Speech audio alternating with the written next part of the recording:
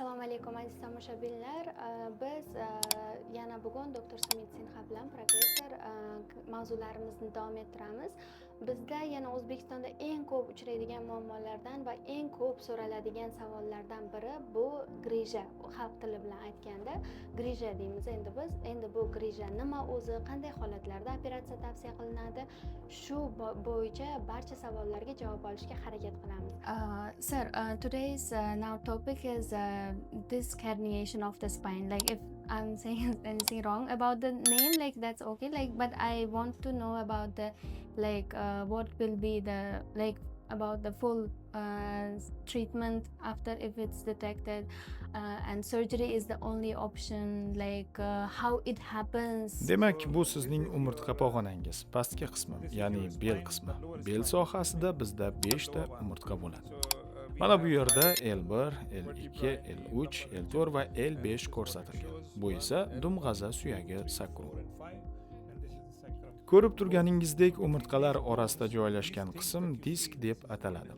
Disklar tananing zarba yutuvchi mexanizmi hisoblanadi. Masalan, biz sakraganimizda zarba aynan shu disklar tomonidan yutiladi va tanadagi boshqa to'qimalarni zararlanishdan himoyalaydi. Disk churrasida esa odatda o'z joyida turadigan disk shu chegaradan tashqariga sirg'alib chiqib ketadi.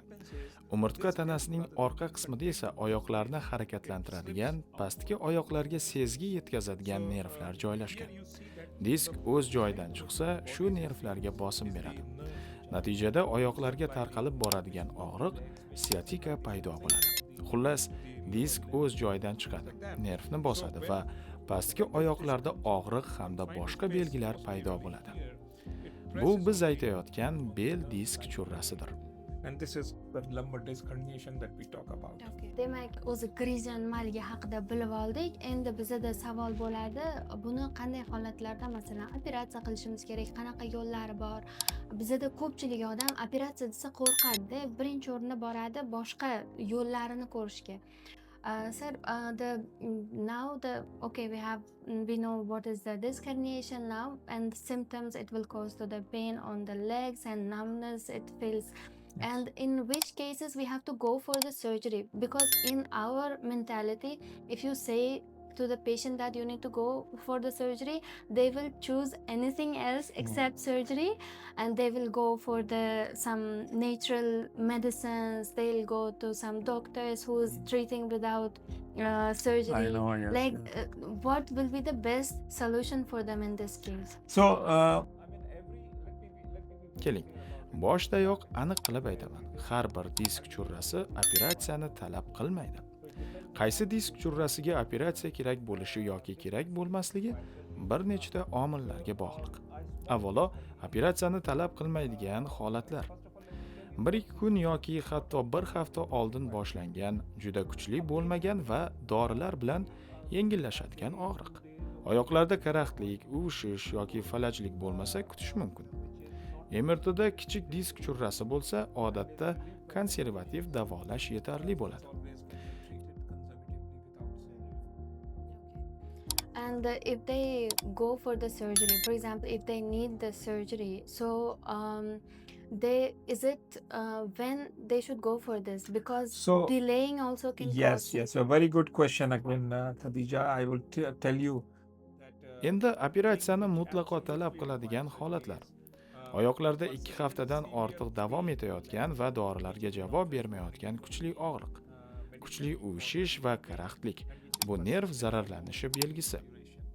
Har qanday falajlik, oyoq panjasining tushishi yoki to'piqning harakatlantira olmaslik, siydik yoki najasni ushlab tura olmaslik. Bu shoshilinch jarrohlik uchun ko'rsatmadir. Agar sizda shunday holatlar kuzatilayotgan bo'lsa, shoshilinch neyroxirurgga murojaat qiling. Aks holda zararlangan nerv operatsiyadan keyin ham qayta tiklanmaydi. Demak, bizda odamlar qo'rqishadi-da, operatsiyadan keyin kutishadi. Bitta narsa borda, o'ylaydi, masalan, men neyroxirurgga borsam, ular diskmi bo'ldi, operatsiya qilishadi deb o'ylaydi. Yo'q, doktor aytganlaridek, hamma bu grija disk muammolari ham operatsiya talab qilmas ekan, lekin operatsiya talab qiladigan holatlar yuqorida sanab o'tilgan simptomlar, agar sizda shunaqa holatlar kuzatilayotgan bo'lsa, tezroq jarrohlik amaliyotini amalga oshirishingiz kerak. Nimaga? Chunki bu chiqqan disk nervga bergan zarar qayta tiklanmaydi. Sizda oyog'ingizdagi harakat yo'qolishi mumkin, oyog'ingizda tushish bo'lishi mumkin, to'piqda harakatlar yo'qolishi mumkin yoki axlat, siydik ushlolmaydigan bo'lib qolishingiz mumkin. Bular qayta tiklab bo'linmaydigan holatlar. Ertaga afsus qilsangiz ham bu narsani qayta tikla olmaysiz. Endi keyingi savolimiz bo'ladi. Operatsiya qilindi. Operatsiyadan keyingi natijalar nimalarga bog'liq va qanday natija kutishimiz kerak? Va operatsiyadan keyingi hayot nimalar qilish kerak, nimalar qilmaslik kerak? So next question will be, okay, now some patients will require surgery. They have undergone for surgery, but the question will be again the same about the results. Like for example, some patients have experienced after the surgery they have paralyzed below the waist, and I know one lady who has been on bed for the last 12 years after this hernia surgery. She underwent for surgery and she's on bed. Absolutely, but she's young, and I have seen some that was not in India, of course. That happened in Tashkent. But what should they decide about the surgery? Like how they can Bugungi kunda disk churrasi operatsiyasi juda xavfsiz operatsiyadir. Hatto 100% muvaffaqiyatli deb aytsam ham noto'g'ri bo'lmaydi. Ammo shuni unutmang, umurtqa pog'onangizga kim tegishini ehtiyotlab tanlang. Tajribali va ishonchli neyroxirurgni tanlash umurtqangizni va sog'ligingizni himoya qilishning yagona yo'lidir.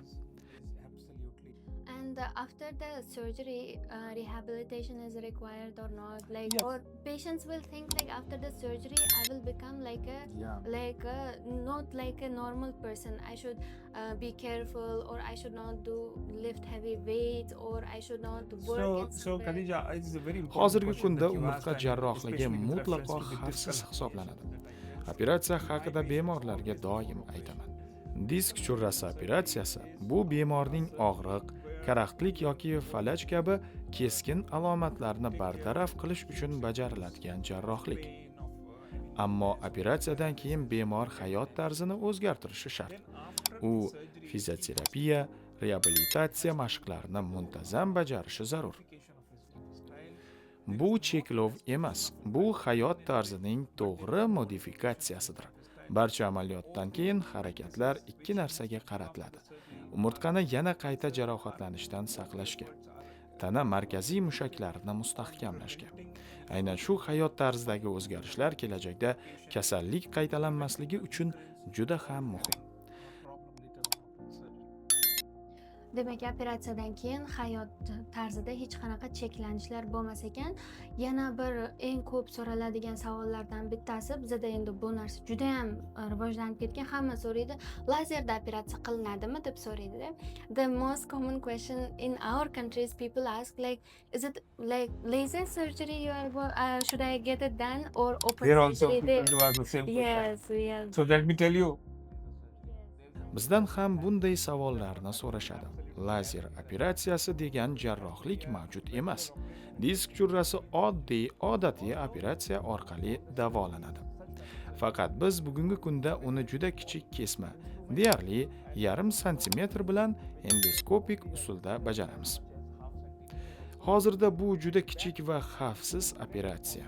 Bemor odatda operatsiya kuni o'rnidan yurib ketadi va ertasi kuni uyiga chiqariladi. Demak, oldingi videolarimda ham ko'p aytib o'tardim, bu lazer operatsiya degan narsa yo'q bizda deb aytayotdilar doktoram. Biz hozir texnologiya yordamida, endoskoplar yordamida minimalni kichkina kesik bilan birga operatsiyalarni amalga oshiryapmiz. Normal, oddiy, ochiq operatsiya bo'ladi, lekin kichik kesiklar bilan. Agarda sizda savollaringiz qolgan bo'lsa yoki sizda shu kabi muammolar bo'lsa, murojaat qilishingiz mumkin. Savollaringizni izohlarda yozib keting. Keyingi videolarda shu savollarga javob berishga harakat qilamiz. Rahmat.